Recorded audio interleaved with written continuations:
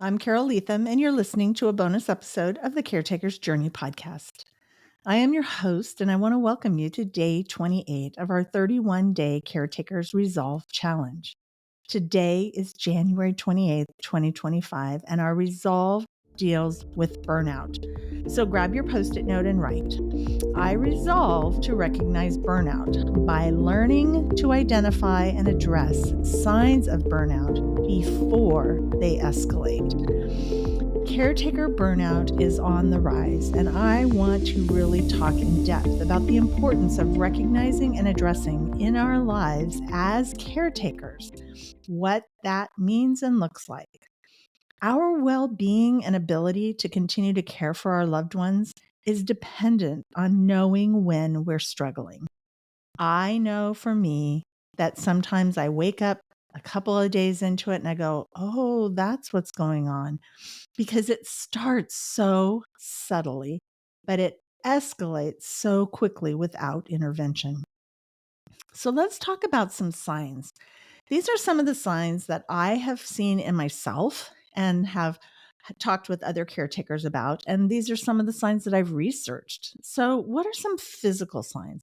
Well, if you're constantly fatigued, you lack energy, you sleep a lot, you have frequent headaches, body aches, or other physical pains, changes in your appetite, you eat less. For me, I eat more. You binge on sugar, or for me, it's chips or unhealthy snacks. My sleep patterns change. I can't sleep. Sometimes I oversleep. And all of these physical symptoms I miss most of the time until I've really started to slip into a burnout. So let's talk about some emotional. What are some emotional symptoms? Well, you start feeling helpless, start feeling hopeless, start feeling overwhelmed. I get irritated or frustrated, and I tend to direct it towards my loved one that I'm caring for. Sometimes I just get really short with my mom when I'm overwhelmed or when I'm tired or when I feel hopeless, but it's really just being burnt out. And I get irritated, and it's like the littlest thing just drives me nuts. I have frequent mood swings. I'll go from feeling fine to feeling whatever. It's like there's no calm. It's like big, huge, wide spans of mood swings. And I even start to struggle with anxiety or depression. So, what about behavior? This is where it starts to get serious for me because when I find myself withdrawing from friends, family, or social activities that I love, pretty soon I start neglecting my own personal needs. Like, I don't take a shower. I don't go get my hair cut. I don't get dressed. If I do my laundry and all I have are gym clothes and pajamas, then there's a problem because it means that I haven't been getting out of the house. I haven't been doing things. I haven't been trying to go to coffee. I haven't been going to the grocery store.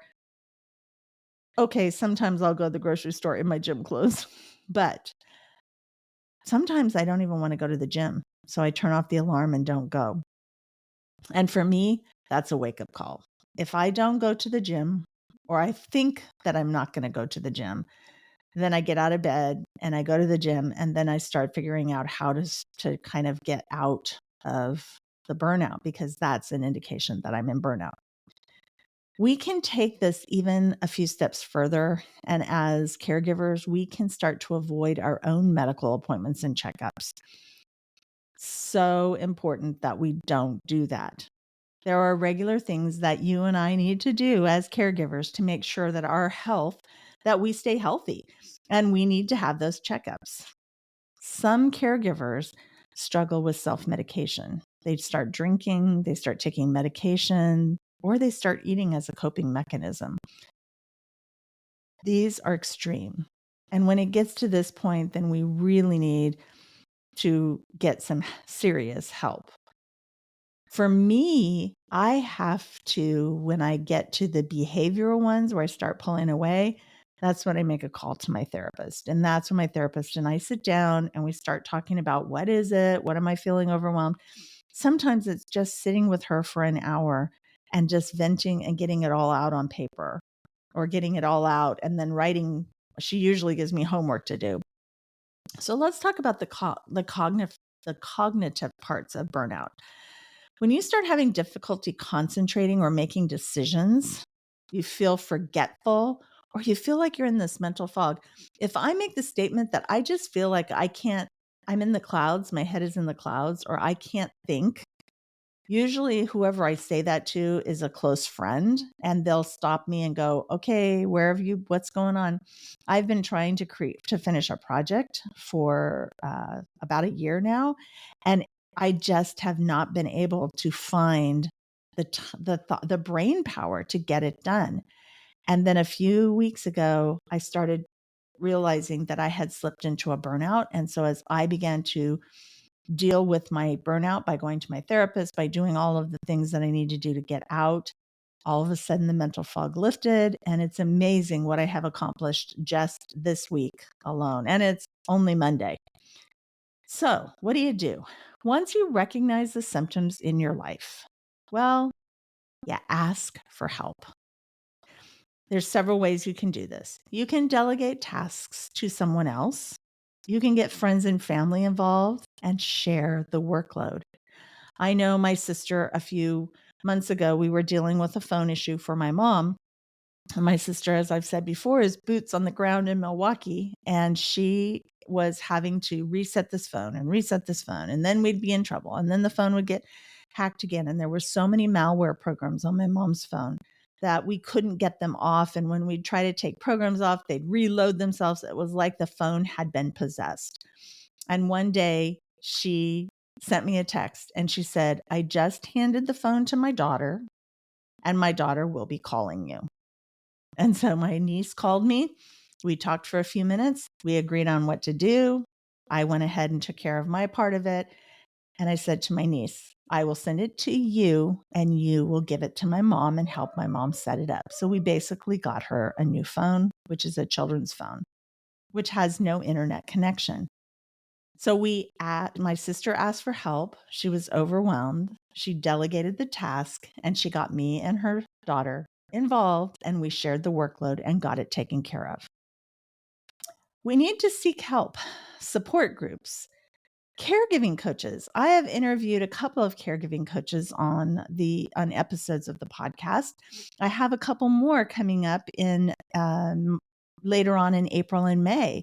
These caregiving coaches can help us if we don't get to the point of needing a therapist. The caregiving coach gives insight. A therapist deals with problems. And for me, I usually just go to my therapist. Pastor, we just have to talk to someone. You also have to take a break. When you realize that you're in burnout, this might be the time for you to take your break or get away. It might be when you have to find that caregiver's retreat and go. It might be when you take a day and just drive somewhere. Like for me, it would be go to the beach and just sit for a few hours and listen to the waves. We have to prioritize our health. When we find out that we're in burnout, we need to reverse the bad eating and we need to start getting enough sleep. And for me, I need to go back to the gym or I need to exercise. And here's something that's really, really critical for me. I need to reframe my perspective. What this does is it shifts from doing it all to doing what is sustainable and effective.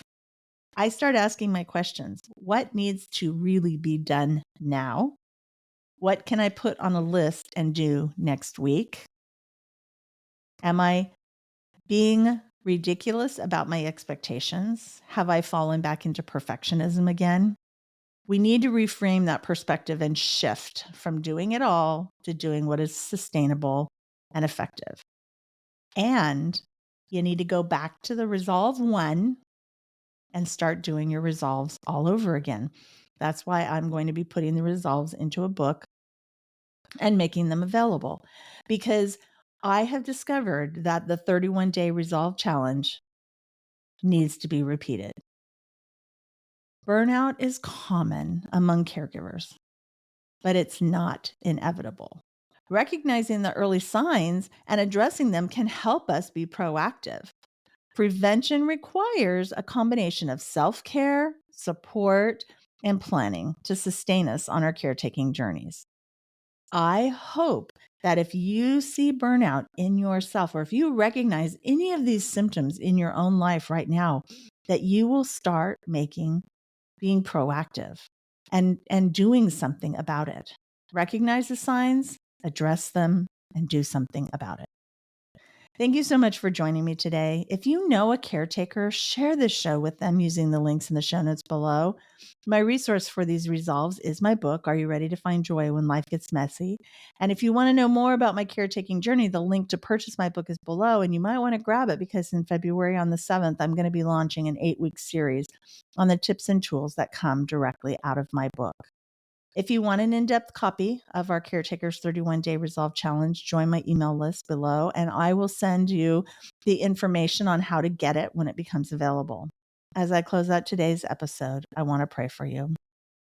God, I have fallen into burnout so many times over the past decade of caregiving.